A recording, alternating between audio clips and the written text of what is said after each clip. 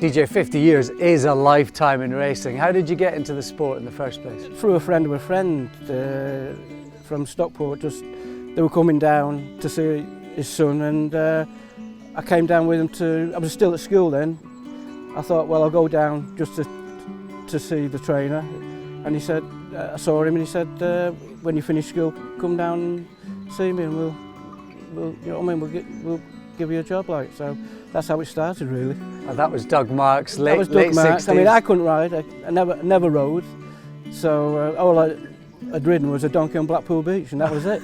But at the time, they had the time to teach you then, do you know what I mean? There was no racing, Sunday racing, no all weather, so he taught me, and he was good at it as well. What was the first thing that struck you about being around horses? I don't know, they're just nice animals, you know what I mean? I've always been an animal lover, but the big, I mean, as I say, I've never seen a horse like that before up in Stockport, so I just took to it straight away. So I loved every minute of it and don't regret. 50 years have just gone so quick. From Doug Marks you went to Folk Warren. I mean, you've only had 3 jobs in all of those 3 jobs. decades. That must have been if the governor was still alive now, I'd probably still be there. Do you know what I mean? So, but when he passed away, I came to Mr. Sherwood. So, and that, you know, I've been blessed really. And Folk Warren's back then, that was a time of great horses, and I suspect good times. Great horses, great lads. Yeah, great. Everything was brilliant about the governor, Mr. Warren, and yeah, great horses, household names. A lot of people just remember Diamond Edge, you know, and Special Cargo, Rose Ravine, and yeah, great horses. Fort Devon, another good one. He was a bit of a savage, but he was a nice horse.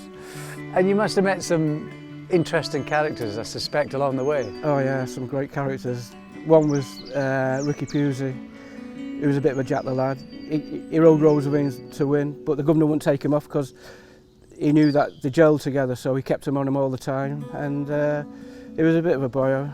I remember when the Queen Mother won the 300th race, there was a bit of a do at the house, and all the past and present jockeys were invited. Ricky was invited because he rode a winner, and he went there in his tuxedo and everything, and he had this car, not very good car, a Fiat 127, and he had to park it on a bit of a hill to get it going, and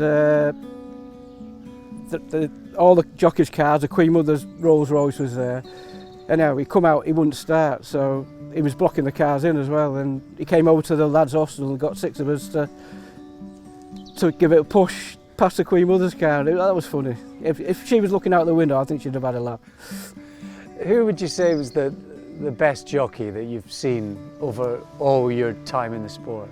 Ruby Walsh, I would say, is brilliant. I know he rides good horses, but he's still got a win on them. And who's been your favourite horse over the years? Favourite horse over the years? Well, I suppose it'd have to be Clouds, really.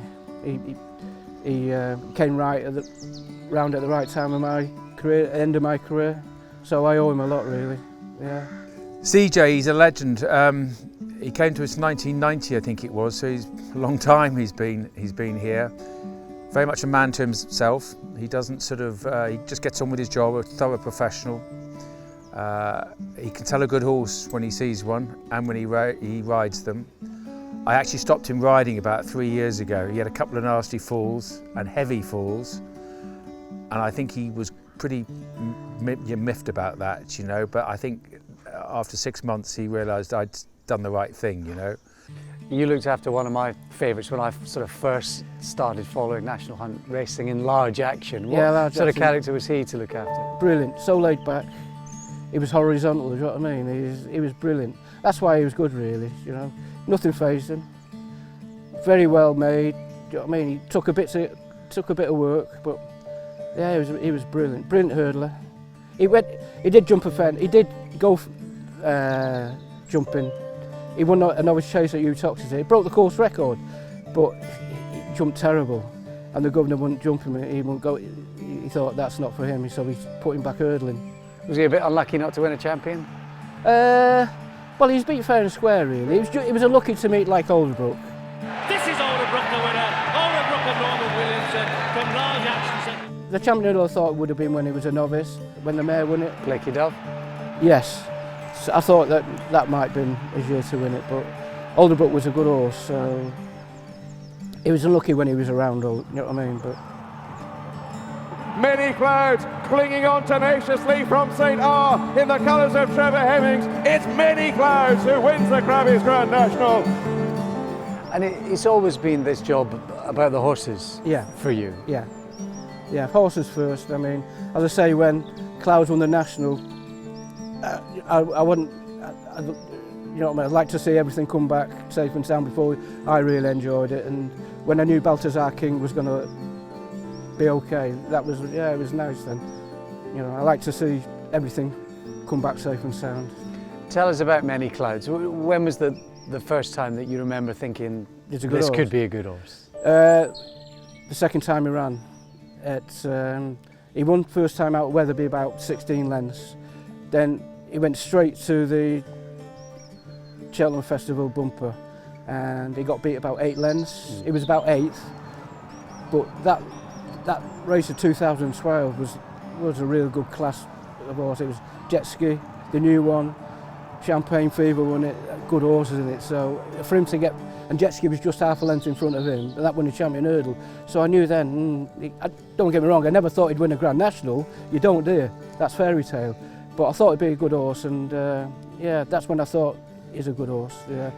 And a horse actually that, I mean, he touched many people's lives. Yeah, he and I'm did, talking, you know, about us outside, beyond the racing world, punters, racing fans as well. Nathan Horrocks, who used to ride him, Oliver, a renaissance for the yard. You looking after him. I think it's fair to say he's pretty special. What was it about him beyond the racing? I don't know. It's just it was very. I mean, a lot of public come to see him. It was easy. You know what I mean? He was just so easy to deal with. Accessible to. You know what I mean? That's why probably a lot of the public took to him, because the governor never refused anybody to come and see him. In some yards they have good horses. They'd be a bit funny about people coming to see him, but the governor never refused. People ring up and they come and see him. That's what I missed about him more than anything, is the people that come and see him really. Yeah. And you know that when that went, that was, you know what I mean, that was hard to take really. I think the only disappointing thing from his point of view was that he had it in his mind that he was going to retire the same time as Clouds was going to retire. Obviously Clouds went a bit sooner than he anticipated, as we all did. But a thorough, what I call old-fashioned lad, looks after his horses really well, gets on with the job, never misses a day, never late. The only thing, again, other than what I said about packing up with Clouds, which drives us up the wall, his love of his life is his blowing machine clearing up the yards, which makes some blooming noise. So we won't miss that noise when he's gone, but he will be missed in the yard. But we will see him in the village, because he doesn't go, he doesn't venture very far out of Lambourne, so he will be seen. I know he'll be a regular visitor up here, that's for certain. Did losing him sort of speed up your thoughts of retiring, or were you thinking about that anyway? No.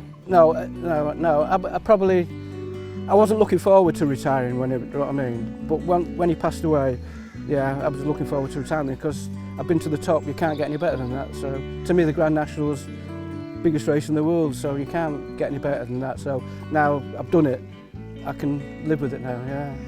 What are you going to do with yourself? I'll help my mate out 3 mornings a week and do a bit more travelling, I hope, and yeah, just chill out really. Enjoy life. Enjoy life, try and enjoy life. And when you're sitting on the beach with a nice glass of something chilled, what are the racing memories that are going to flood back to you? Just great characters really. Great horses and great characters. I mean, I think racing, I mean, I know it probably happens in other sports or whatever, but I think racing has the best out of it really.